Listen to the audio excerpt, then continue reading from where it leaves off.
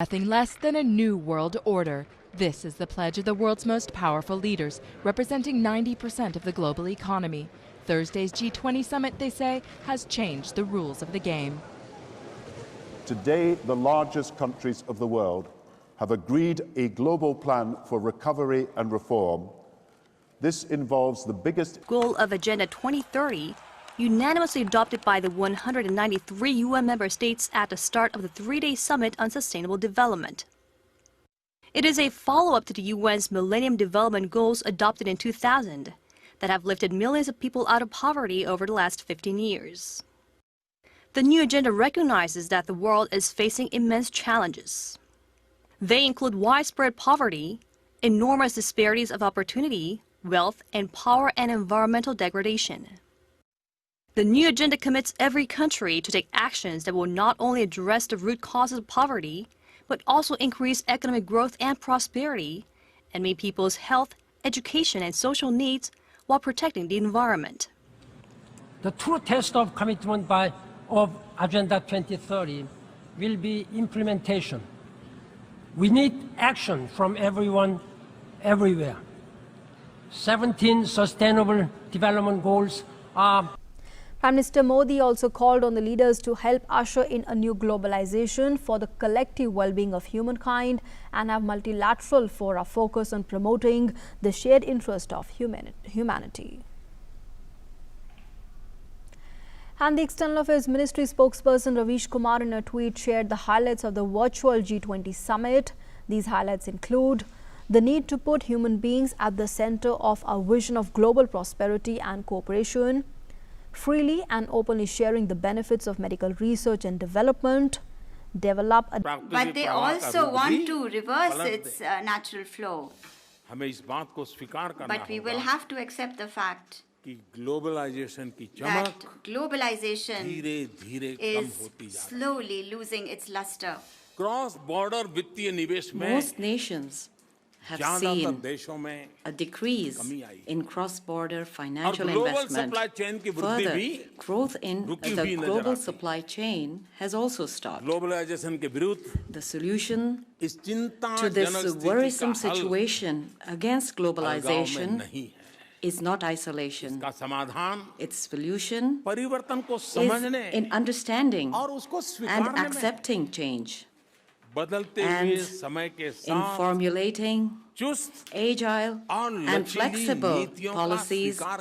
If we want change, we must be that change. Choosing the passive hope is not the job of one person, one industry, or one government alone. We are all in this together. And the roadmap established by the scientific community is clear: to limit global temperature rise to the... The time has come for the world to move in a new direction.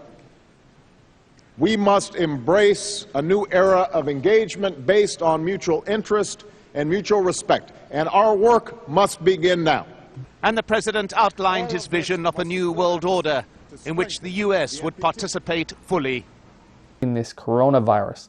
I'm going to leave a link to a video at the end of this which documents the plan in 2012, and that plan included the coronavirus. They said the virus issue would go on for 3 years. Now we don't know this, but this is the way that they documented it. Again, I will link to this documentation at the end of the video. This map of the United States is called the Biodiversity Treaty, and on the map you can read that this treaty is a vital step to attaining sustainable development. It was signed by Bill Clinton in 1993.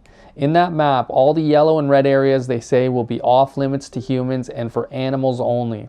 They have plans to make private property illegal, to bring in a new economic agenda, but only after the US dollar has been completely destroyed and chaos created. They call it the New World Order, order out of chaos. This is an historic moment. We have before us the opportunity to forge for ourselves and for future generations a new world order. They are even asking, can the Pope redesign the economy? In other words, can the Pope make some laws regarding who might be able to buy or sell? And that is part of this agenda. As Pope Francis is saying, coronavirus is really just nature having a fit over the environmental damage. Puede que sea todo esto un ajuste de cuentas de la naturaleza con nosotros. Hay un dicho que seguramente vos lo conocés. Dios perdona siempre. Nosotros perdonamos de vez en cuando.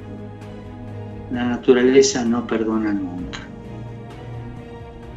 Los incendios, las inundaciones, los terremotos. Hello friends, we're going to welcome you all back to part 2 of the special prophecy update, the special Friday Night Live. We've taken some time to talk about things that are happening in our world today, how that lines up with the Bible. But now we're going to share with you some rather remarkable statements that have been made by religious leaders, by governments, by influential individuals, pastors, teachers, and how this might play into some of the prophetic signs that we find in the Bible as to where we are in the stream of time. Some suggestions on how to combat climate change, including reducing carbon emissions, carpooling, planting trees, and recycling, to name a few. Now, those are not bad suggestions, but in his encyclical, Pope Francis also connects Sunday keeping with a better environment. Page 237 reads, "On Sunday, our participation in the Eucharist has special importance. Sunday, like the Jewish Sabbath, is meant to be a day which heals our relationships with God, with ourselves, with others, and with the world." A few sentences down, speaking about the seventh-day Sabbath, which the Pope calls the Jewish Sabbath, even though the Bible never calls it that, the Pope wrote, "The law of weekly rest forbade work on the seventh day, so that your ox and your donkey may have rest, and the son of your maidservant and the stranger may be refreshed." The implication here is that we need to have a law mandating rest on Sunday, like there was a law mandating rest on the seventh day of the week for the Jews.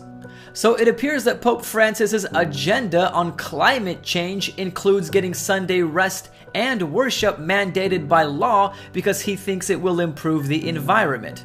And this shouldn't be a surprise because the Catechism of the Catholic Church tells us that this is a goal of the Church. Paragraph number 2188 states, "In respecting religious liberty and the common good of all, Christians should seek recognition of Sundays and the Church's holy days as legal holidays." Now this is prophetic because the book of Revelation tells us that false worship will be enforced in the future, and those who accept it will receive the mark of the beast. This nation, this idea called America, was and always will be a new world, our new world. At a workers' rally in a place called Branik on the outskirts of Prague, the idea called America is alive. A worker, dressed in grimy overalls, rises to speak at the factory gates, and he begins his speech to his fellow citizens with these words, words of a distant revolution. The opportunity to forge for ourselves and for future generations a new world order.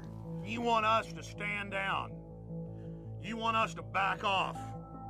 You got the nerve to call us conspiracy theorists just because we're informed. The old order has been shaken. The old ideas and institutions have crumbled, and a new generation is called upon to remake the world. It should be clear to you by now the category into which all of you fall. For we gather here tonight in times of extraordinary difficulty for the nation and for the world. The economy remains in the midst of a historic recession, the worst we've seen since the... There was a comedy film on Jesus Christ. It's unthinkable in Muslim societies. So we need to explain that, look, in a human community, we must be sensitive to what causes pain to other human beings. We have, in the Western society, and quite rightly, the Holocaust is treated with sensitivity because it gives the Jewish community pain. That's all we ask, that do not use freedom of speech to cause us pain by insulting a holy prophet. That's all we want. I come as a pilgrim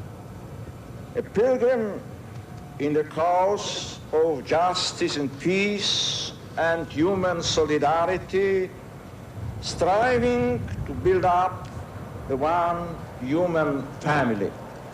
Good morning, sir. How nice of you to receive me.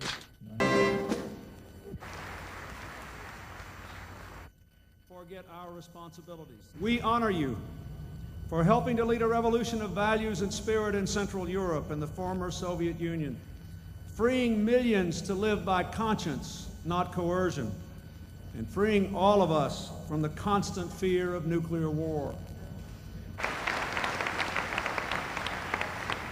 At the same time, I know that you will hear my plea to open wide your hearts to the ever-increasing plight and urgent needs of our less fortunate brothers and sisters throughout the world.